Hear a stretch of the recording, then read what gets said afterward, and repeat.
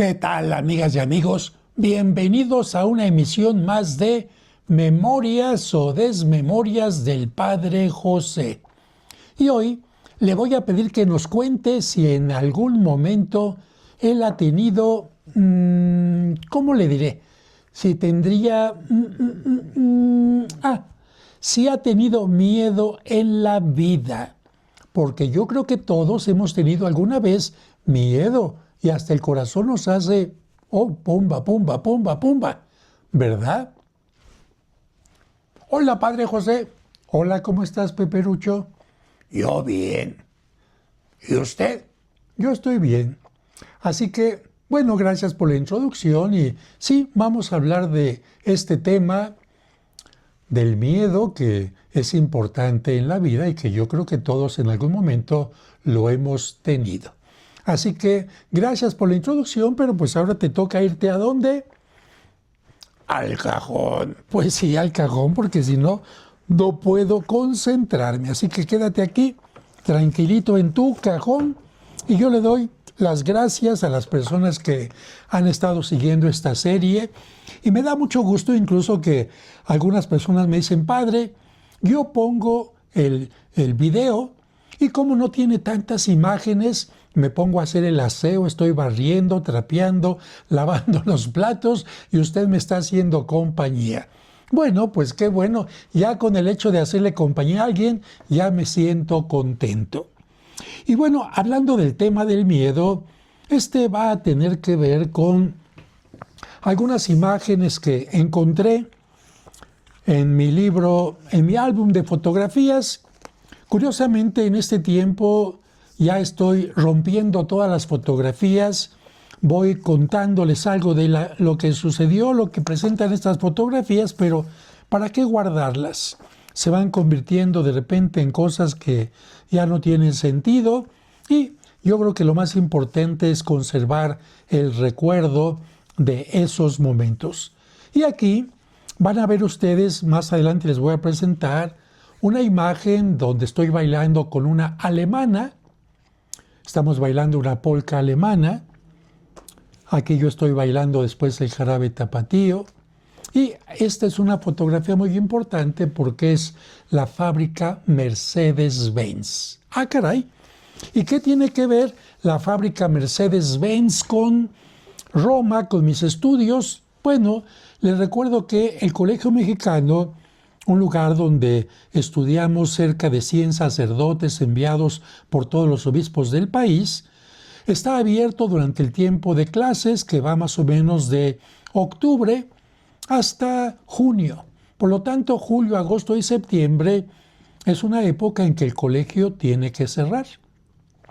En gran parte porque no hay clases y en gran parte porque también las religiosas que ahí sirven, hay un grupo de religiosas mexicanas que se encargan de preparar desayuno, comida, cena, y aunque nosotros les ayudamos por turnos a lavar los platos, no siempre lo podemos hacer porque tenemos que salir corriendo a clases y algunas de ellas también nos ayudan en todo lo que significa la limpieza de nuestra ropa. Y por lo tanto, ellas también tienen derecho ¿a qué? A vacacionar. Y también les voy a contar cómo en una ocasión me tocó ayudarles a tener unas vacaciones muy agradables. Pero entonces, 3 meses en que se cierra el colegio y ¿a dónde se va uno? Ya les había comentado que algunos obispos les dicen a sus sacerdotes, regrésate a México, y otros dicen, mira, yo no te puedo pagar el boleto de ida ni de regreso a México y tampoco te puedo pagar para que tengas una estancia ya en algún hotel. Así que búscale. Y en esta búsqueda, los sacerdotes que vamos llegando, les vamos preguntando a los sacerdotes que ya han tenido por lo menos 1 año o 2 allá, ¿qué se puede hacer? Y las opciones son, busca una comunidad religiosa que necesite un capellán durante las vacaciones, porque también los capellanes de las monjitas necesitan descansar y durante ese tiempo, ¿quién les celebra misa? Así que una opción es, vas a un convento, vives en ese convento durante las vacaciones, prestas un servicio y bueno, si el convento está en Francia o está en España o está en Italia, pues conoces el entorno del lugar, porque podrás celebrar la misa en la mañana y todo el demás tiempo lo tienes libre para estudiar y para salir a conocer. Así que por lo menos ya te ahorras tú el tener que estar pagando comida, desayuno, cena y hospedaje, y esta es una opción. Y de hecho yo en 2 ocasiones, en unas vacaciones de verano y en unas vacaciones de diciembre durante el tiempo de la Navidad, estuve hospedado con unas religiosas en Besançon, Francia. Una experiencia que después les voy a contar. Pero otra opción era buscar trabajo. ¿Pero trabajo de qué y dónde? Aunque no lo crean, había una experiencia ya anterior entre alemanes y mexicanos. Porque los alemanes, que son muy generosos, les pagaban becas a algunos seminaristas y a algunos sacerdotes en el colegio mexicano. Pero con esta relación con Alemania se llegó a lo siguiente: hey, durante el tiempo de verano, la fábrica Mercedes-Benz recibe a trabajadores, hombres, jóvenes o de cierta edad que quieran trabajar. No les importa si eres casado, soltero, viudo, divorciado, católico, protestante, no les importa. Necesitan mano de obra en Alemania. ¿Y después qué? Bueno, entonces la fábrica necesita empleados, pero ¿dónde se va a vivir si yo voy a trabajar en Alemania? Pues bien, los alemanes católicos y protestantes, fíjense qué maravilla, unidos en buscar cómo ayudar, daban la posibilidad a sacerdotes y seminaristas que fueran a trabajar hospedándose en la casa de familias protestantes o católicas. Y entonces esto ya era una ventaja, porque llegaba uno a Alemania, a la dirección donde lo iban a recibir a uno, y bueno, ya ahí directamente a la fábrica, y la fábrica pues estaba más o menos fácil de llegar. Todo lo que es la fábrica es una inmensa fábrica que forma parte de una población y también un conjunto de casas cercanas que se llaman como Sindelfingen, cercanas a una ciudad grandotota que es Stuttgart. Pero vamos a decir que sería como un pueblo grandote o una ciudad chiquita donde lo más importante es la fábrica Mercedes-Benz con varias puertas y casas de la población a los lados. Una fábrica que no para en ningún momento. Una fábrica donde hay una cadena, vamos a llamarle así, donde se empieza a armar poco a poquito el automóvil, se va armando más, se van pintando las piezas, etcétera, como en la película de Charlie Chaplin, donde un empleado puede meter un tornillo y al siguiente le toca apretarlo y al siguiente le toca ver que está bien. Bueno, por decir una cosa, hay partes donde hay prensas, donde un empleado mete una lámina en una máquina, al siguiente le toca con una prensa hacer que la lámina se convierta en una puerta, en una salpicadera, al siguiente le toca sacarlo de la prensa, al siguiente le toca acomodarla, al siguiente le toca... y así. Hay secciones incluso de pintura donde la gente pues va pasando el coche y llega la tarjeta, este coche tiene que ir en verde, se colocan las mangueras a la pintura verde, una parte, otra parte, no, este coche va en rojo, saliendo de ahí, hay alguien que está supervisando, no quedó bien pintado, este sale de la cadena y se regresa. O este tuvo un rayón, se regresa. No puede haber absolutamente ninguna cosa mala en el automóvil que va avanzando, hasta que llega al final. ¿Se imaginan cuánta gente está trabajando en esa fábrica? Miles de personas y cada quien haciendo lo que le toca hacer. ¿Por dónde entra la gente? Si es grandísima la fábrica, unos por esta torre, bueno, por esta puerta, otros por esta. ¿En qué horario?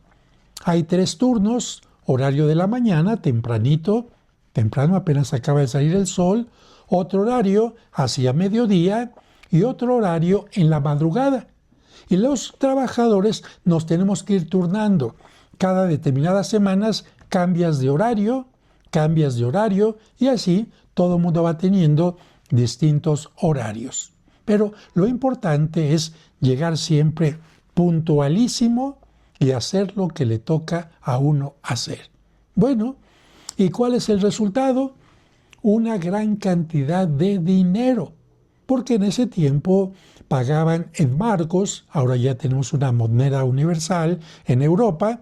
Bueno, en Europa no universal, pero en aquel entonces Italia tenía las liras, España tenía las pesetas, Alemania tenía los francos, Francia los francos, Alemania los marcos. Era un relajo, pero le pagaban a uno en marcos y muy bien. Era una paga que permitía que si uno trabajaba un mes o mes y medio o 2 meses, el siguiente mes se podía dedicar a viajar y conocer. Así que bueno, cuando me ofrecieron esta opción yo dije, pues voy a trabajar a Alemania.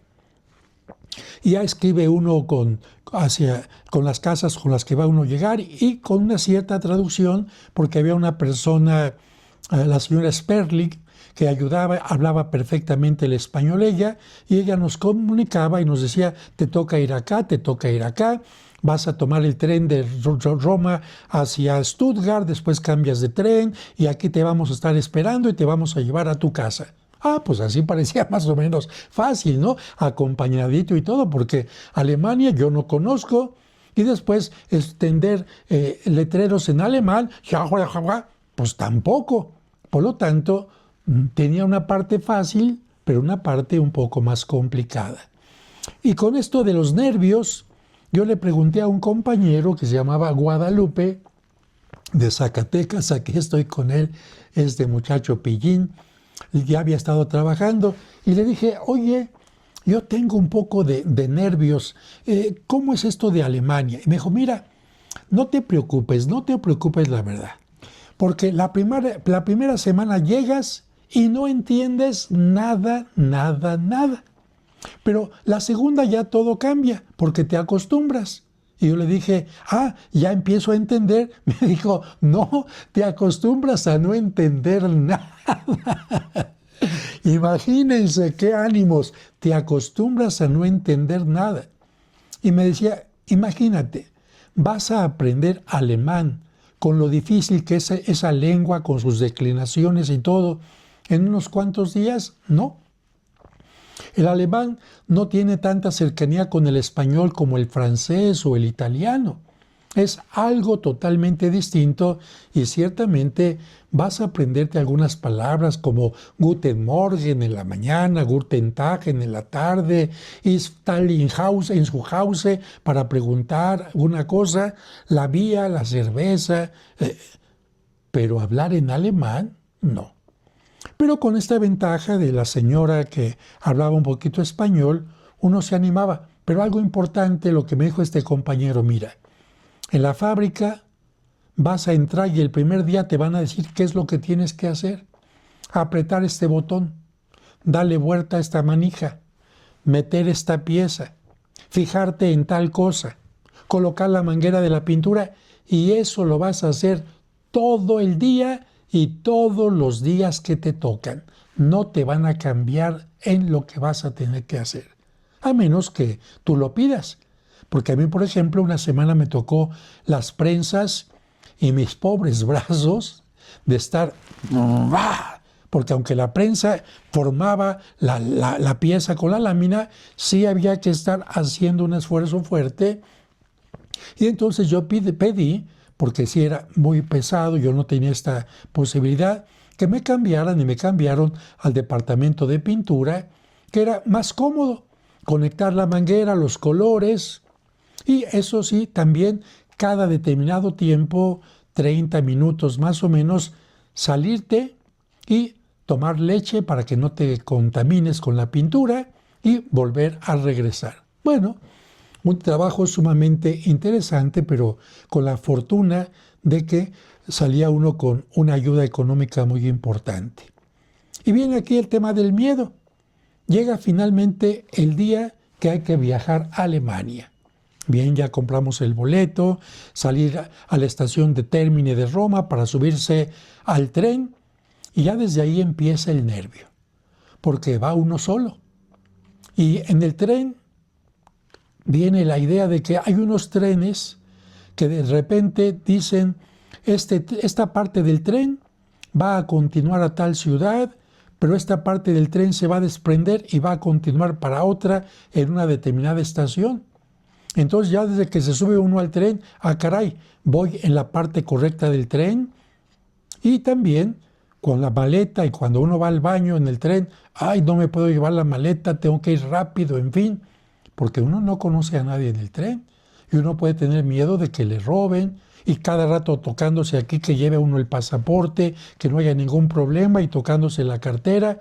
Ciertamente hay un miedo, pero bueno, cierta confianza también.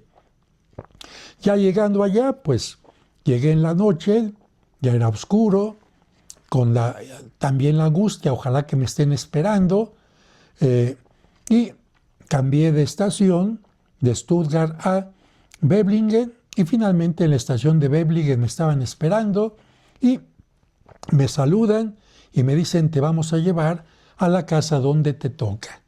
Bien, te advertimos que donde te van a recibir no son católicos. Y desde uno dice, como que en México no convivimos con gente no católica, con gente protestante, y de repente no sabe uno cómo comportarse. Pero, como les repito allá, gente totalmente abierta, me tocó una pareja que no tenían hijos, una pareja joven, pero que no sabían hablar nada de inglés, ni de italiano, ni de nada.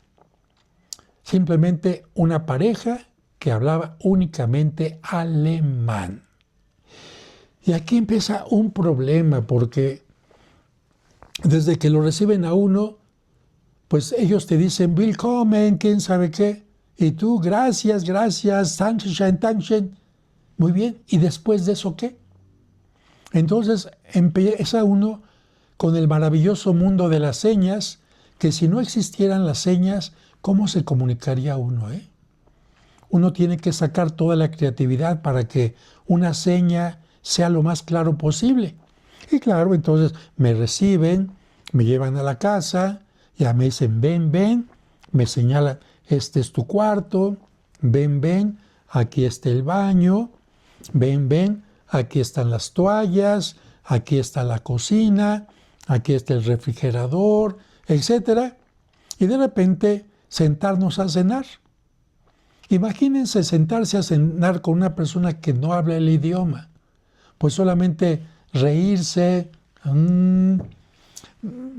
bienvenido, muchas gracias, les agradezco, pero así toda la cena.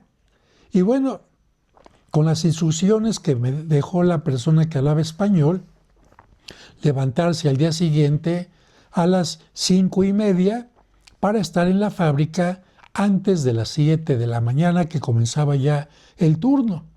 Y con un croquis, porque la casa donde a mí me tocó quedarme estaba entre, entre la casa y la fábrica había un pequeño bosque. No muy grande, pero un pequeño bosque. Y levantarme temprano significaba que era todavía oscuro.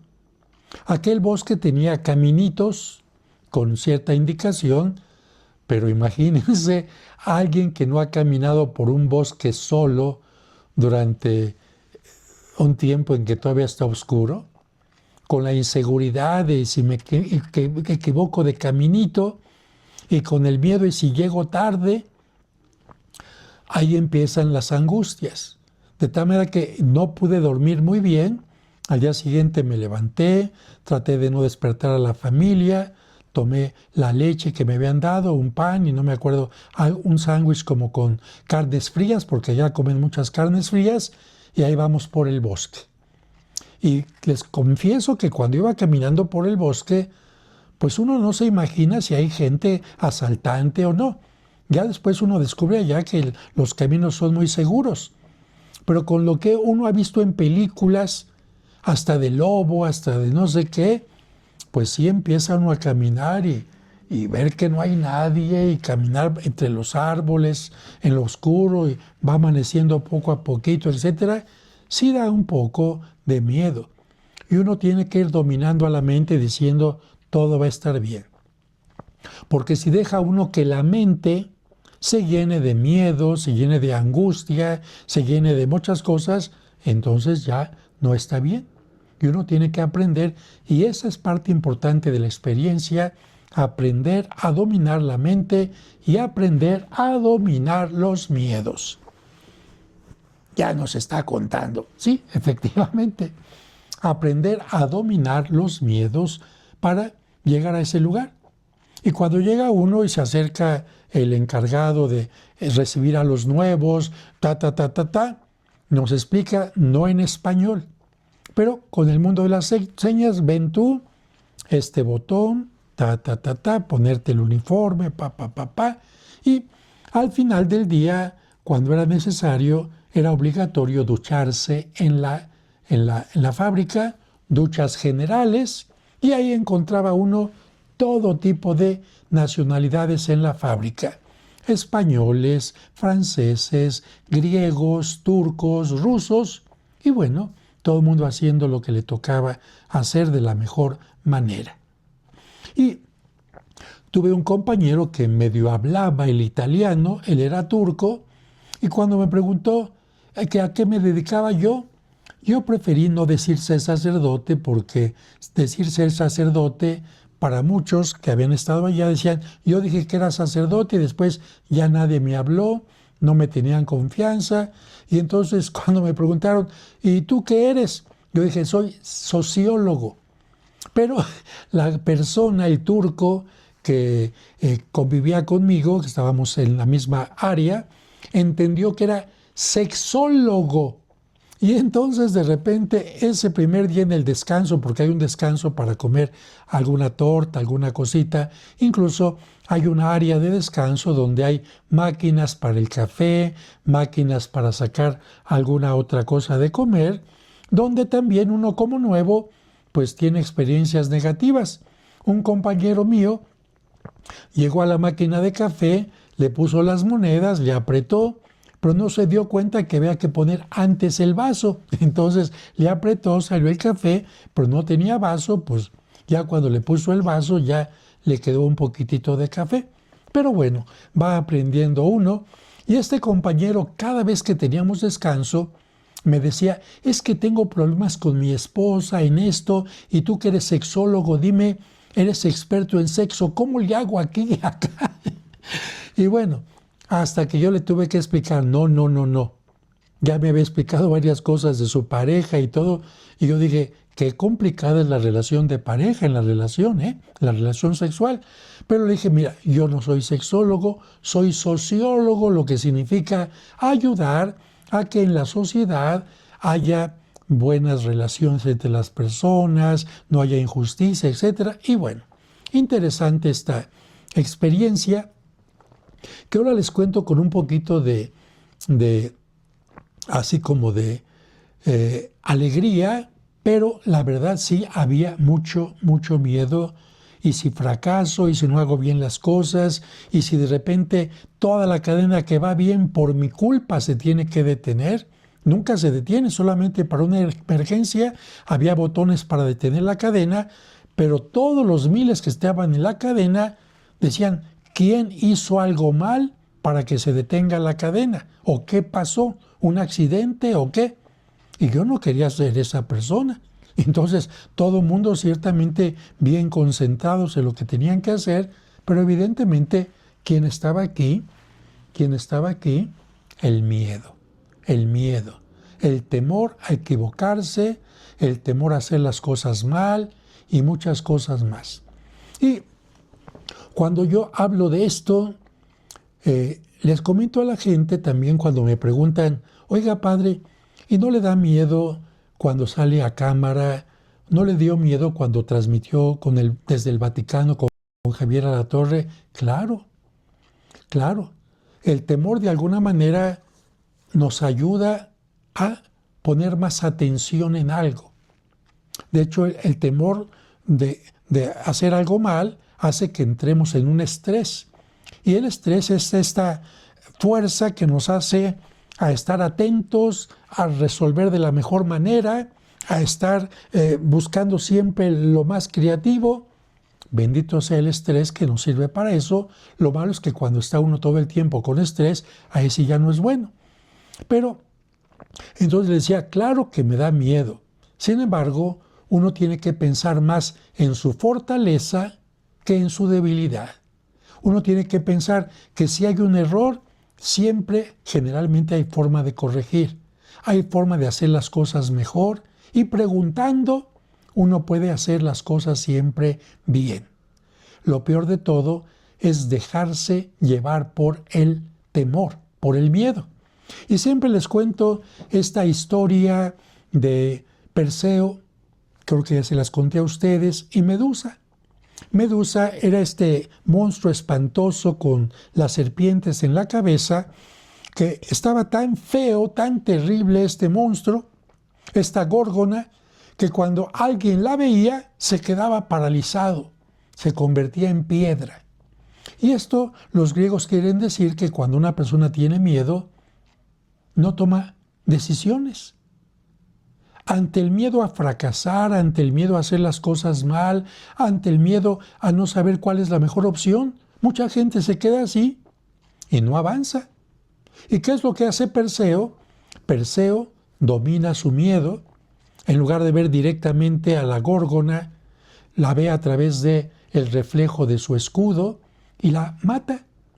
Y gracias a que la mata, le corta la cabeza, del cuello, de la sangre de la medusa sale un Pegaso, un caballo alado, que le ayuda a montar sobre él y volar y llegar lejísimos. Lo que nos indica que cuando una persona es capaz de vencer el miedo, logra hacer grandes cosas. Así que en Alemania, un país que yo no conocía, con una lengua que no conocía, en una familia de gente protestante, sin saber hablar absolutamente nada de alemán, pude salir adelante. Lo que significa que cuando una persona tiene una buena disposición, está abierta a las cosas, aunque sean limitadas, sale siempre adelante. ¿Qué estrategias usé para comunicarme con esta familia el poco tiempo que estaba? Porque pues la mayor parte del día era estar trabajando y solamente el día de descanso que teníamos podíamos salir a conocer alguna parte de Alemania, tomando el tren, que allá funciona también para todas partes, y conocía uno la Selva Negra, o conocía uno Múnich, o conocía uno el campo de concentración. O bien, la familia nos decía, yo te voy a llevar a conocer. Y la familia nos sacaba a conocer algún lugar. Una experiencia maravillosa. Pero cuando nos quedábamos en la casa, ¿qué es lo que pasaba? Pues para no estar callados todo el tiempo, yo compré tarjetitas. Fui a la papelería, compré tarjetas y entonces le pregunté, por ejemplo, ¿cómo se dice casa? Hausen. Bueno, entonces ponía Hausen y abajo en español casa. ¿Cómo se dice cortina? Cortina. ¿Cómo se dice refrigerador? ¿Cómo se dice cerveza? ¿Cómo se dice esto? Y llené toda la casa de tarjetas, de tal manera que nos comunicábamos como niñitos. Por ejemplo, ich, azúcar, ¿no? Ich, cerveza. Ich, bitter, por favor, ¿no? Entschuldigung, disculpe usted. Y así, de esta manera, ellos leían la parte de español y como niños se comunicaban conmigo, yo leía la parte alemán y nos divertíamos también bastante y aprendimos un poquito. Esa fue una forma en la que pudimos convivir con esta gente tan maravillosa que además, fíjense, esta pareja que no podía tener hijos vino a México, invitado por varios mexicanos, incluyéndome a mí, especialmente un padre de Zacatecas llamado Adalberto, y adoptaron a una niña a la que le pusieron Dorotea, que significa regalo de Dios. Fíjense, la experiencia de convivir con mexicanos permitió que ellos se animaran a venir a México, no podían tener hijos, y adoptaron a una niña mexicana que evidentemente la llevaron a vivir a Alemania. Aquí les muestro esta fotografía. Estoy precisamente con Adalberto en la entrada de la fábrica Mercedes-Benz. Ahí. Y les muestro ahora también qué es lo que hicimos cuando terminaban las vacaciones en el trabajo, precisamente para agradecerle a las familias que nos habían recibido. Conseguíamos un salón en una parroquia y ahí en ese salón, que tenía como un teatrito, le poníamos las letras Deutschland, México, Unión de México con Alemania. Preparábamos así las mesitas con unos harapitos de México para ofrecerles una comida. Nosotros preparamos la comida ese día para todos ellos. Y aquí vemos algunas de las familias, incluso los pequeñitos, que estaban atentos a este festejo que estábamos haciendo. Y para este festejo yo preparé a varios compañeros para bailar una danza de paloteros, que es más o menos como la de los machetes, pero en lugar de machetes con palos, y que es bastante complicada porque para no pegarse con los palos hay que estar muy bien sincronizados. Y también en un determinado momento bailé una danza de concheros. Me llevé mi traje desde Roma para bailar esta danza y explicarles qué era esa danza. Y después bailé el jarabe tapatío. Claro, no tenía pareja que supiera bailarlo. Es complicado este momento del jarabe tapatío. Pero después lo que sí hice fue enseñarle a una alemana a bailar parte de una polka, y después también bailé con ella un baile alemán. Claro, esto iba acompañado también de otras palabras y otros cantos, porque algunos de los sacerdotes mexicanos tocaban muy bien la guitarra, cantaban muy bien, y de esta manera pues pasamos una velada muy sabrosa, una tarde muy sabrosa en aquel lugar. Esta es la pareja que me recibió ahí en Alemania, el matrimonio Obermeier, Dagmar y Alfredo. Ellos me hospedaron en su casa y bueno, son cosas que uno recuerda y agradece con el corazón.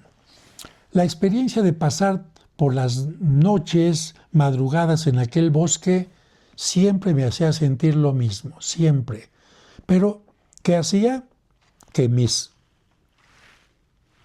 partes de atención estuvieran listas por si aparecía cualquier cosa, un animalito o lo que sea, pero siempre con la seguridad de que todo va a estar bien. Así fue pues esta etapa de Alemania que me permitió después viajar.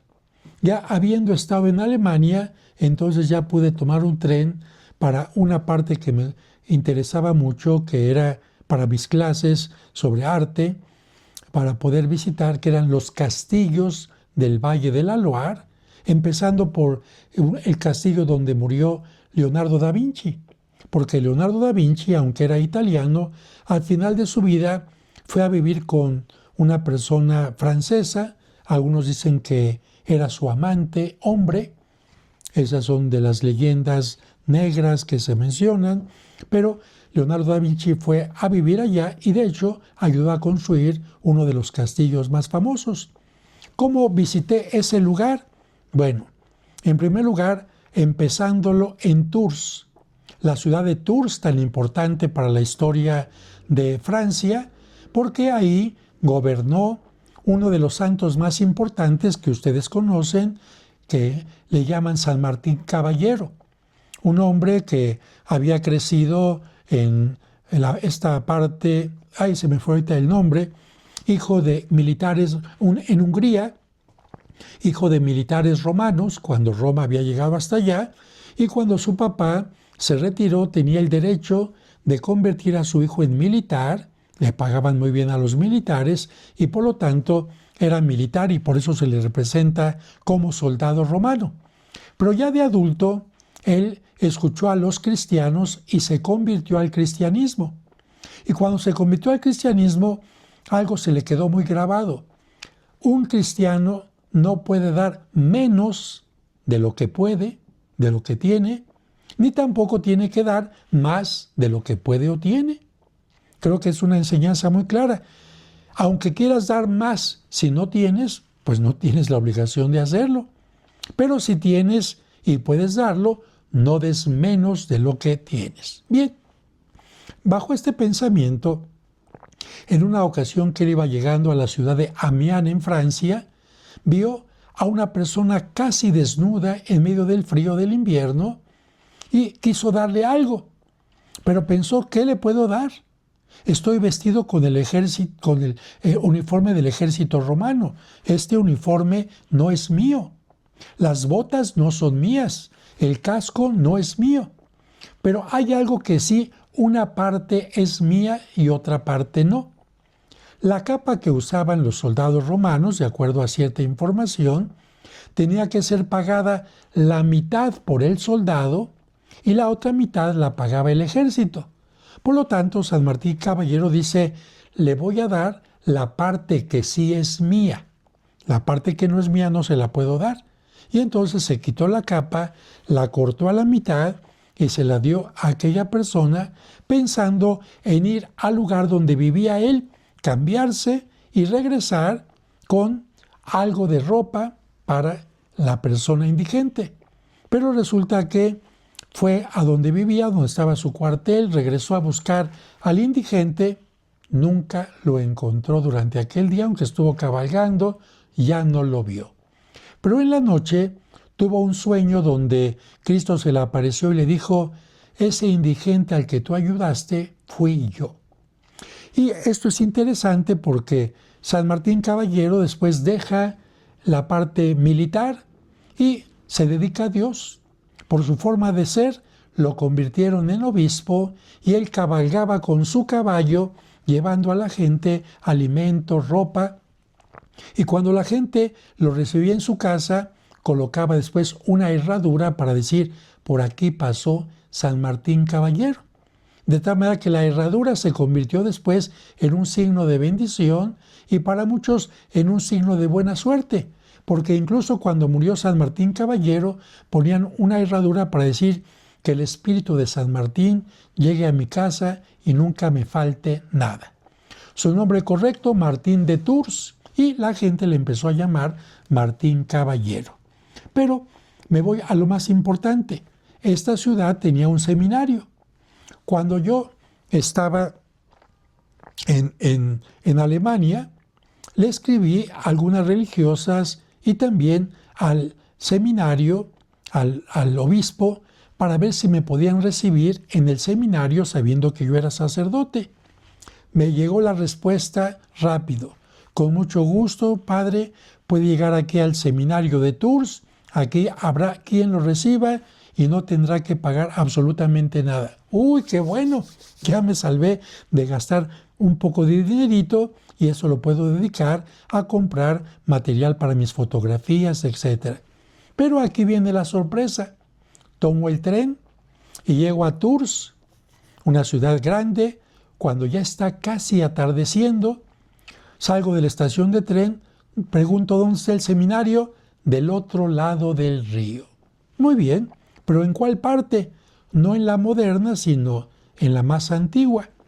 Había un puente para llegar al seminario, muy bien grande, por donde pasan los automóviles, pero me dijeron, este le queda más cerca, un puente colgante, bastante vacío de gente, la gente se iba por el otro puente, y yo dije, bueno, me voy por aquí. Vacío, vacío, llego, cruzo el puente y llego de repente a una parte donde era bosque. En Francia y en Alemania tienen muchos bosques. Las poblaciones están rodeadas de bosques y los cuidan maravillosamente. Y sigo caminando, le pregunto a alguien la dirección del seminario y me dicen aquí, y me señalan un lugar de 4 pisos grandotote, grandote, grandote de verdad, un seminario para 100 personas, algo así más o menos. Llego, ya estaba oscureciendo, toco el timbre, había dicho más o menos a la hora que iba a llegar, me abren la puerta y me dicen bienvenido, etcétera. El obispo Levesque me ha dicho que lo reciba, esta es su casa, solamente le tengo que decir que aquí no hay quien le prepare alimentos, tendrá que traer usted su alimentación o salir a comer fuera. Bueno, yo llevaba ya algo que había comprado en la estación de tren, un panini, una baguette, un poco de jamón, queso y me acuerdo si un jugo o una botellita de vino. No se preocupe, que aquí traigo. Y me dijo, sí, porque aquí alrededor no hay lugares donde pueda encontrar una tienda o algo así.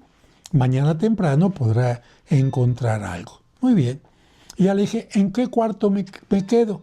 Y me dijo, todos los cuartos están preparados, todos tienen sus sábanas, todos tienen su cobija, su almohada y todos los cuartos tienen una mesita para que usted pueda ahí comer o escribir o como escritorio. Ah, muy bien. Lo único padre es que los cuartos no tienen baño. Si se da cuenta, todos los cuartos están en un corredor de madera y los baños están en las esquinas.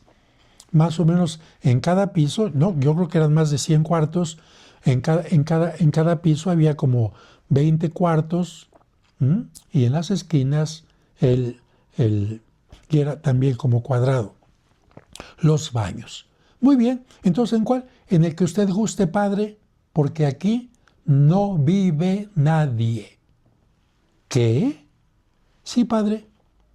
Tenemos muchos años en que aquí no hay ni una sola vocación sacerdotal. ¿Qué? Ni un solo seminarista. El obispo se preocupa de que los cuartos estén disponibles por si de repente viene un grupo de sacerdotes, de retiro, alguna cosa así. Hay una persona que hace el aseo cada determinado tiempo, los cuartos están cerrados para que no se ensucien, pero está totalmente vacío. Padre, mañana vengo por si alguna cosa se le ofrece. Y cerró el seminario y yo me quedé ahí. ¿En cuál cuarto? Empezó a oscurecer. Empezó a oscurecer.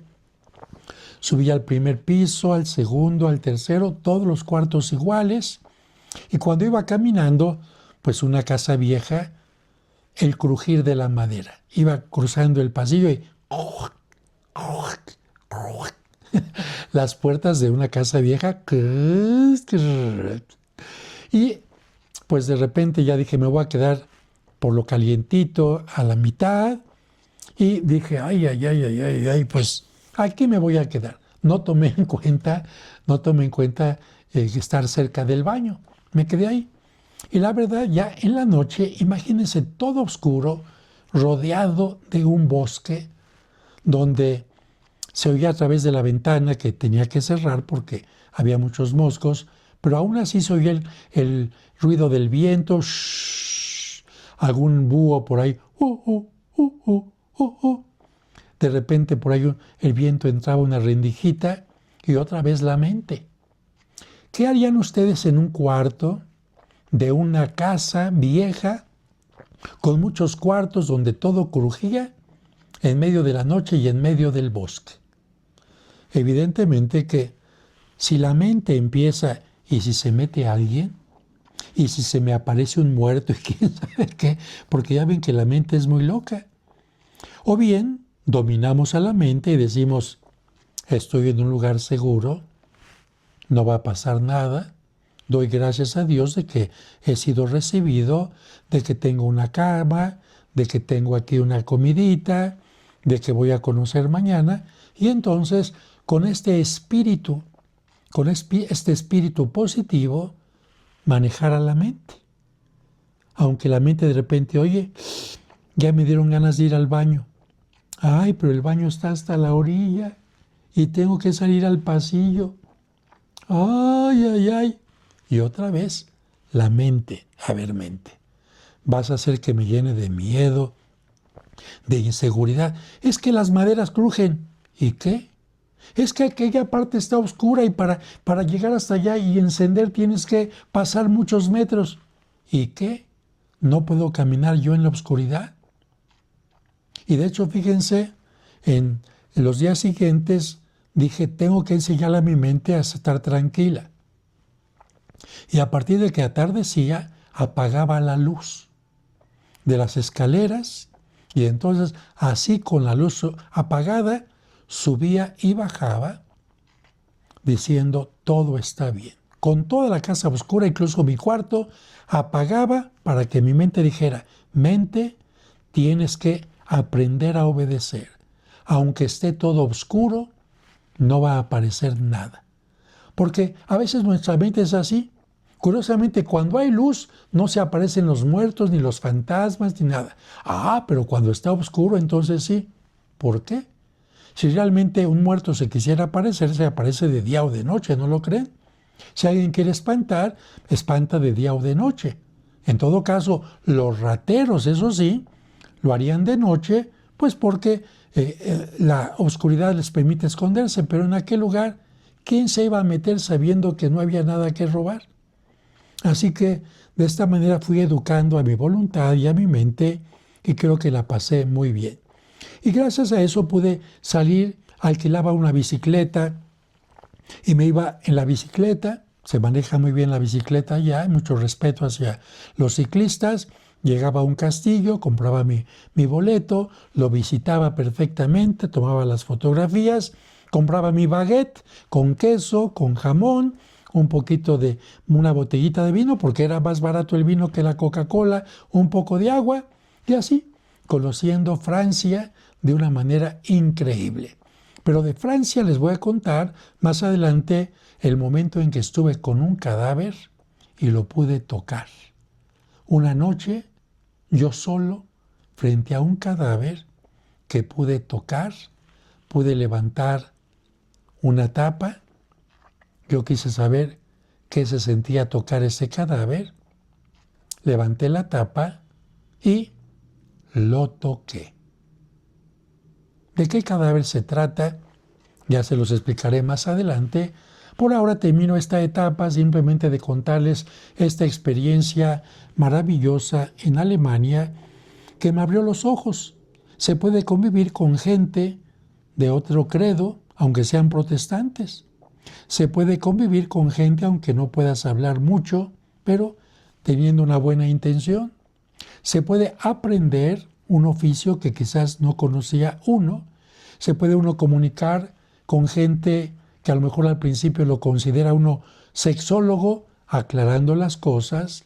Se puede agradecer a la gente porque lo han recibido a uno con pequeñas cosas como un canto, una danza, enseñando algo, o bien invitándolos a que vengan a México para que conozcan y se sientan acogidos como ellos nos recibieron en su momento. Gracias a Alemania porque me enseñó muchas cosas, una cultura increíble, donde, por cierto, si ustedes se quedan de ver con alguien allá a las 8 y son las 8:02 de la tarde, 8:02 y no llegaron, la gente ya se fue, porque piensa algo le pasó, no va a venir. La puntualidad en Alemania es puntual. Nada de que nos vemos en 5 minutos después. La puntualidad es puntualidad y si uno no es puntual es considerado como alguien que falta al respeto. Muy interesante el campo de concentración, muy interesante las salchichas enormes y algo que con lo que termino es que cuando me dieron la primera comida en esta casa donde me recibieron, bueno, me sirvieron un tarro de cerveza de 1 litro. Yo pensé que era para compartir, que era como la jarra, pero me dijeron, nein, nein, nein, nein. Aquí, esta es la medida de las cervezas. Y claro, cuando uno no está acostumbrado a tomar tanta cerveza, se marea un poquito, por lo tanto, cerveza no se toma durante la jornada de trabajo, pero cuando la gente se reúne, toma el tarro de cerveza, Prosit, Prosit, que significa salud, y goza uno esas cervezas alemanas que son buenísimas también, oscuras o claras y con un chorro de espuma. Y en las fiestas alemanas hay mujeres que son capaces de llevar en las manos hasta 10 tarros. En la Oktoberfest, que es la fiesta de octubre, la fiesta de la cerveza. Pero por ahora, aquí nos quedamos. ¿Qué te parece si nos despedimos, Peperucho? ¡Ay, padre! Ahora sí me gustó lo que nos contó. Y estoy aprendiendo algo. ¿Qué estás aprendiendo? Que no tengo que tener miedo. Que cuando el miedo visite mi cabecita, le voy a decir, cabecita, ponte las pilas y no tienes que tener miedo, sino dominarlo. Abajo el miedo y un buen corazón para hacer las cosas con confianza y ser como ese, ¿cómo dijo que se llamaba? Perseo. Perseo. Y darle en la torre a la, ¿cómo dijo? Medusa. A la Medusa. Medusa. A la Medusa. Bueno, y nos vamos a despedir, así que diles adiós a nuestros amiguitos. Hasta la próxima de Memorias y Desmemorias. Hasta la próxima.